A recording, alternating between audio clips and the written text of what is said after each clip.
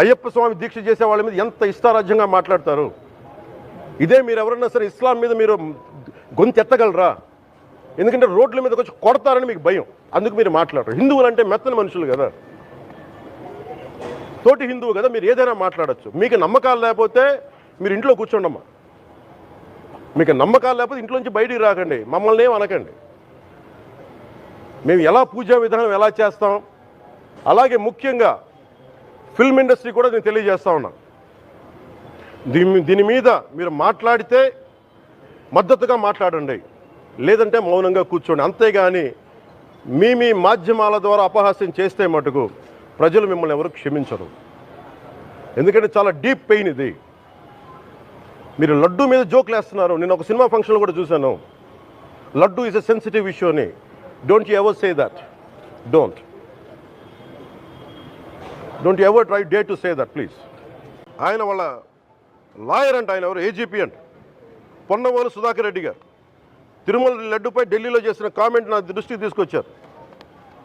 ఇలాంటి సెన్సిటివ్ సమయాల్లో ఎయిదర్ మౌనం మంచిది, మౌనం దాటి పొగరుగా మాట్లాడటం, నన్ను పచ్చి బూతులు తిట్టినా, నన్ను వక్రీకరించినా, నన్ను రోడ్డు మీదకి లాగిన నేను ఎప్పుడు మౌనంగానే ఉన్నా. కానీ వైసీపీని నాయకులు విమర్శించే నాయకులు ప్రత్యేకంగా చెప్తున్నాం, సనాతన ధర్మాన్ని జోలికి రాకండి. తప్పు జరిగితే తప్పు జరిగిందని ఒప్పుకోండి, లేదా మాకు సంబంధం లేదని చెప్పండి.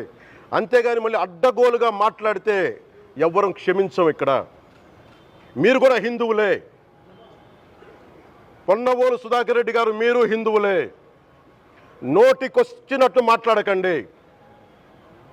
తమాషాలుగా ఉందా మీకు? సరదాలుగా ఉన్నాయా? మొన్నటికి మొన్న ప్రకాష్ రాజ్ గారు మాట్లాడారు నా మీద. అరే నేను మాట్లాడుతుంది ఒక హిందువులు అపవిత్రం గురించి మాట్లాడుతున్నాను. ఇందులో ప్రకాష్ రాజ్ గారికి సంబంధం ఏంటి? ఇందులో నేను ఇంకొక మతాన్ని నిందించానా?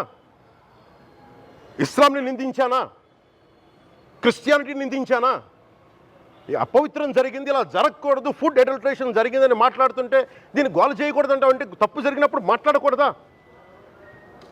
ఒక అపవిత్రం జరిగితే మాట్లాడకూడదా? దేవతా విగ్రహాలను శిరచ్ఛేదం చేస్తే మాట్లాడకూడదా?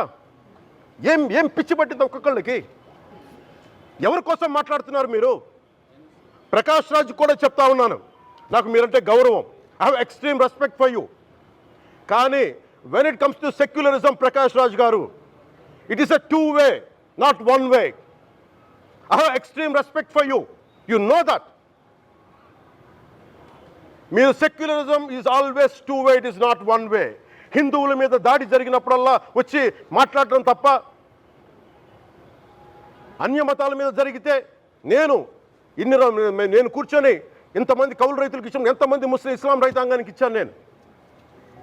ఇదే ఎన్ని మద్రాసాలకి డబ్బులు ఇచ్చాను నేను, 25 లక్షలు 30 లక్షలు ఇచ్చాను, నేను ఇచ్చినవాడిని. నేను నాకు అన్యమతం ఇస్లాం మీద గౌరవం ఉన్నవాడిని, క్రిస్టియానిటీ మీద గౌరవం ఉన్నవాడిని, చిన్నప్పటి నుంచి కూర్చొని మిషనరీ స్కూల్లో చదువుకున్నవాడిని. నా టీచర్ చెప్పిన సూక్తి తను తగ్గించుకున్నవాడు హెచ్చింపబడినని చెప్పి బైబుల్ సూక్తిని ప్రతిసారి కోట్ చేస్తూనే ఉంటాను. ఇది నా గౌరవం, ఇది నేను చూపించే గౌరవం. మీరు మాట్లాడితే కూర్చొని నేను పాటించే ధర్మానికి అపవిత్రం జరిగినప్పుడు మాట్లాడకూడదు, మౌనంగా ఉండాలి. సెక్యులరిజంకి విఘాతం అంటే ఏంటి? సెక్యులరిజంకి విఘాతం నా ఇంటి మీద దాడి జరిగినప్పుడు నేను మాట్లాడకూడదా? నా ఇల్లు 10 మందికి ఆశ్రయం ఇస్తుంది. నా సనాతన ధర్మం అన్ని ధర్మాలకి ఆశ్రయం అయితే దానికి దాడి జరిగినప్పుడు, దాని మీద అపవిత్రం జరిగినప్పుడు దానికి కూడా మాట్లాడకూడదంటే ఏం మాట్లాడాలి మీతోటి? ప్రకాష్ రాజ్ గారు, you have to learn your lessons. I respect you. It's not just Prakash Raj garu, all the people who thinks in the name of secularism, you're going haywire. Let me tell you guys, we are extremely hurt. Don't make a mockery out of our sentiments. We are deeply, deeply hurt. It's not fun for you, maybe it might be fun for you. It is not fun for us. It's a deep anguish, deep pain. Don't you ever forget. Before you come and think 100 times and talk about Sanatana Dharma. Enough of this. చాలు. ఇష్టానికి మాట్లాడుతూ ఉన్నారు సనాతన ధర్మం మీద. అయ్యప్ప స్వామి మీద మాట్లాడతారు, సరస్వతి దేవి మీద మాట్లాడతారు. అల్లా మీద మీరు మాట్లాడగలరా? మహమ్మద్ ప్రవక్త మీద మీరు మాట్లాడగలరా? జీసస్ మీద మీరు మాట్లాడగలరా? అందరూ కూర్చొని సనాతన ధర్మం మీద, వినాయకుడి మీద జోకులు వేస్తారు, దుర్గాదేవి మీద జోక్స్ వేస్తారు, సరస్వతి దేవి మీద జోక్స్ వేస్తారు. మా మనోభావాలు గాయపడవా? మాకు బాధ ఉండదా? అందుకే నేను ప్రతిపాదించింది ఏంటంటే, ప్రతి దానికి రావలేకపోతున్నాం. సనాతన ధర్మ రక్షణ board is order of the day. ప్రతిసారి కూర్చోబెట్టి మేము డిఫెండ్ చేసుకోలేం. ఇది ప్రతి సగటు హిందువు తాలూకు ధర్మం. ఇదే ఇస్లాం మీద దాడి జరిగితే ఎంతమంది బయటకు వస్తారు? ఎంతమంది నిరసన తెలియజేస్తారు? రోడ్ల మీదకి రమ్మని చెప్పట్లా. కనీసం మీకు కోపం కూడా రాకపోతే మేము ఏం చేస్తాం? గుడికి వెళ్ళే ప్రతి హిందువు బాధ్యత కాదా ఇది? నా ఒక్కరి బాధ్యతైనా, మా బాధ్యతైనా, మీది కాదా? ధర్మాన్ని మీరు పరిరక్షించడానికి మీ బాధ్యత కాదా? ఈయన పొన్నవోలు సుధాకర్ రెడ్డి గారు మాట్లాడేది, పంది కొవ్వు చాలా ఖరీదైంది, ఆ కొవ్వు లడ్డు నెయ్యితో ఎలా కలుపుతారు? నెయ్యి 300 రూపాయలు ఉంటే పంది కొవ్వు 1200 రూపాయలు. బంగారంతో రాగి కలుపుతారా? ఇత్తడిలో పుత్తడి కలపరు. చెంబు తయారులో ఎవరైనా బంగారం కలుపుతారా? మదం ఎక్కిన మాటలు పొన్నవోలు సుధాకర్ రెడ్డి గారు. మదం ఎక్కి వస్తే ఇట్లాంటి మాటలే వస్తాయి. మీరు నా మీద కోర్టులో కేసులు వేసుకుంటారో ఏమి చేసుకుంటారో చెప్తా. మీరు ఏజీపీలు కదా, మీ దగ్గర వేల కోట్ల డబ్బులు ఉన్నాయి కదా, వేసుకోండి కోర్టులో, చెప్పండి. సనాతన ధర్మానికి నోటికొచ్చినట్టు మాట్లాడితే మిమ్మల్ని అందరినీ రోడ్ల మీదకి లాగుతాం, గుర్తుపెట్టుకోండి. తప్పు జరిగింది, ప్రాయశ్చిత్తం చేసుకోండి, లేదంటే మౌనంగా మాట్లాడకుండా ఉండండి అంతే. మా మనోభావాలు ఇంకా రెచ్చగొట్టేలా మాట్లాడొద్దు.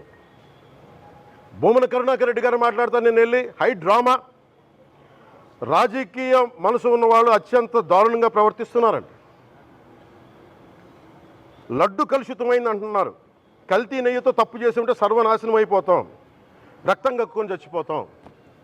మీ నాశనం మొదలైంది. రెండోది, అది భగవంతుడికి వదిలేస్తున్నాను.